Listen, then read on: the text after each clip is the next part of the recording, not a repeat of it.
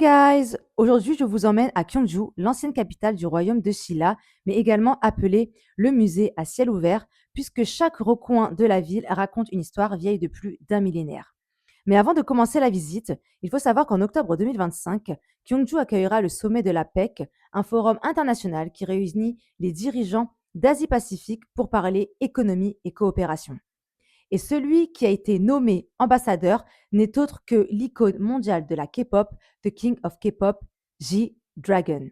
Et je suis très contente puisque je suis une très grande fan de JD. Et je vous laisse sans plus tarder avec la visite de Gyeongju pour découvrir les fameux paysages et l'histoire de cette magnifique ville.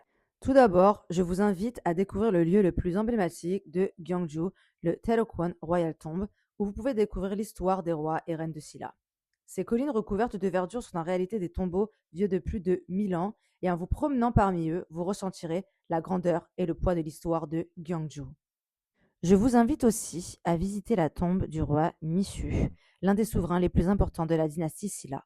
Sa porte massive et l'architecture du tumulus reflètent le prestige et le pouvoir qu'il exerçait à l'époque. En vous tenant devant ce lieu millénaire, vous pourrez ressentir l'importance de ce roi dans l'histoire de Gyeongju et de la Corée. Juste à côté, vous verrez Chamsongdae, le plus ancien observatoire d'Asie construit il y a plus de 1300 ans. Cet observatoire montre à quel point la science et l'astronomie avaient déjà une place importante en Corée. À proximité, des champs de fleurs en automne ajoutent de la couleur au site historique et rendent la promenade encore plus agréable. Et mon moment préféré, ça a été ce moment-là, puisque j'ai pu profiter du coucher du soleil. Et je vous invite fortement à visiter Chamsongdae à ce moment-là, en fin d'après-midi, puisqu'en fait, il n'y a pas mieux pour profiter du sunset. Ensuite, vous arriverez au Kyeocheonhanok Village. En vous promenant dans ces ruelles, vous pouvez admirer les maisons traditionnelles et ressentir l'ambiance d'autrefois.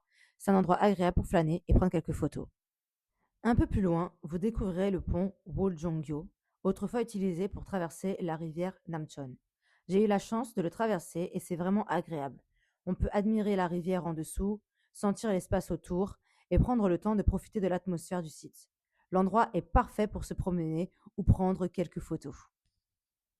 Un endroit tranquille, sympa, agréable, apaisant. J'ai trop aimé faire cette promenade. Et pour terminer, je vous invite à découvrir le palais Dongkook et l'étang Wolchi de nuit, autrefois résidence royale d'été. La nuit, leurs reflets illuminés créent une atmosphère magique comme si le temps s'était arrêté. Prenez le temps d'admirer les couleurs et la tranquillité du lieu. Merci d'avoir regardé cette vidéo et à la prochaine.